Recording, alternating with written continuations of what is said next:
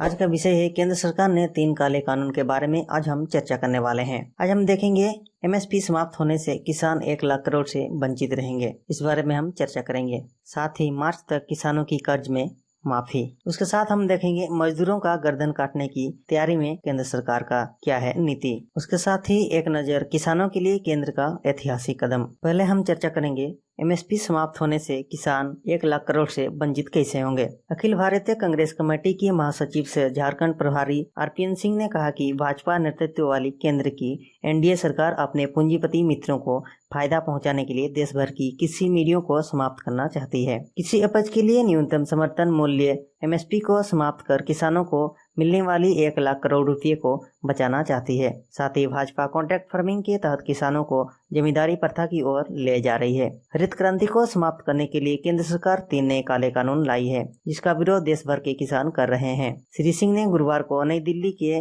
Virtual press conference में कहा कि केंद्र सरकार की ओर से कृषि से संबंधित जिन 3 बिल को संसदीय परंपरा को दरकिनार का संसद से जबरन पारित कराया गया है, उससे देश की 40 लाख मीडिया समाप्त हो जाएगी।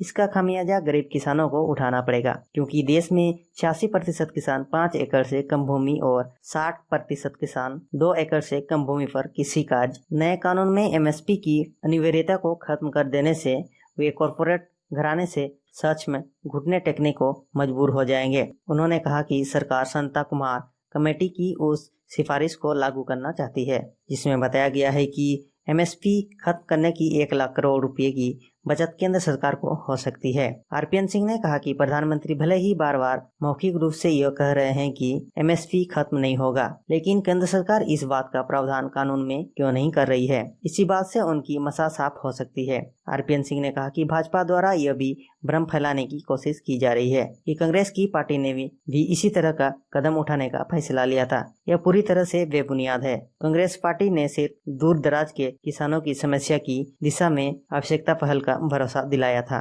उन्होंने बताया कि केंद्र सरकार के इस फैसले के खिलाफ पार्टी ने नवंबर तक देशव्यापी अभियान चलाने का निर्णय लिया है।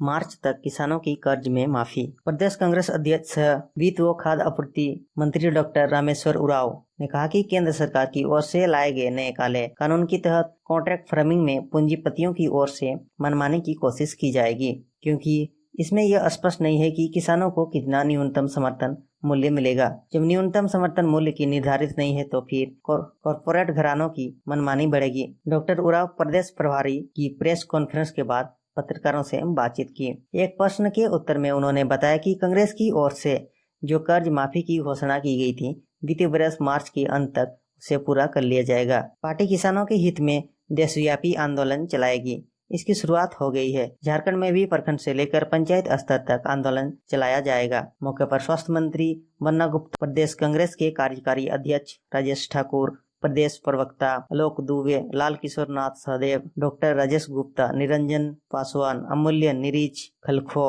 अजय सिंह, सुखेर भगत समेत कई नेता उपस्थित थे। मजदूरों का गर्दन काटने की तैयारी में केंद्र का कहना।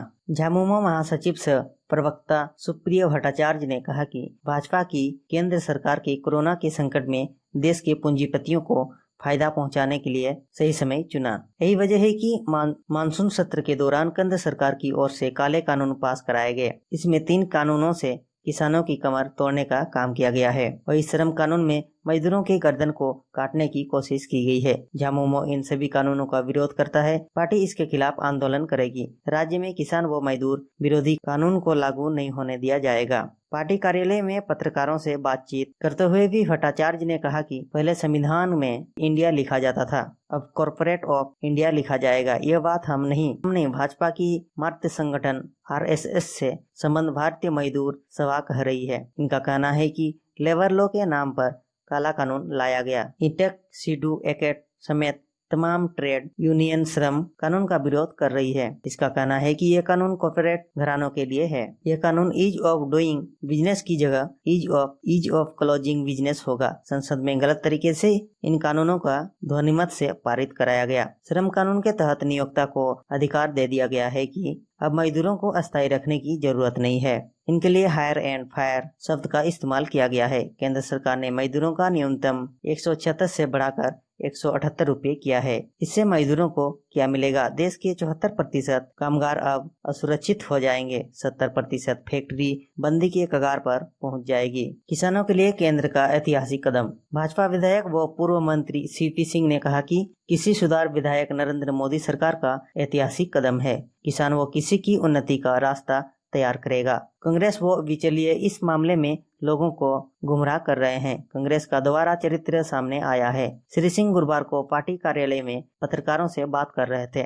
उन्होंने कहा कि कांग्रेस ने अपने घोषणा पत्र में कृषि सुधार की बात कही थी, लेकिन आज विरोध कर रही है। कांग्रेस ने अपने 55 वर्षों के शासन में किसानों के लिए कुछ नहीं किया। किसानों के कर्ज माफी में भी घोटाला हुआ। श्री सिंह ने कहा कि यूपीए शासन में कृषि बजट 12,000 करोड़, जिसे बढ़ाकर नरेंद्र मोदी की सरकार ने 1,34,000 करोड़ किया। किसान सम्मान निधि में अब तक 92,000 करोड़ रुपए किसानों के खाते में सीधे ट्रांसफर किए गए हैं। किसानों के लोन के लिए 8 लाख करोड़ की 15 लाख करोड़ की व्यवस्था की गई है। प्रधानमंत्री किसान मानधन के तहत 60 वर्षों के किसानों के लिए 3,000 रुपये प्रति माह पेंशन का प्रावधान किया गया। एमएसपी की बात करें तो 6 वर्षों में यूपीए सरकार से 2 गुना 7 लाख करोड़ किसानों को भुगतान किया गया। भाजपा विधायक ने कहा कि नरेंद्र मोदी सरकार ने किसानों के लिए उल्लेखनीय काम किया है। किसानों को न्यूनतम समर्थन मूल्य मिलता रहेगा। वन नेशन वन मार्केट से अब किसान अपनी फसल कहीं भी किसी से बेच सकेगा। करार से किसानों को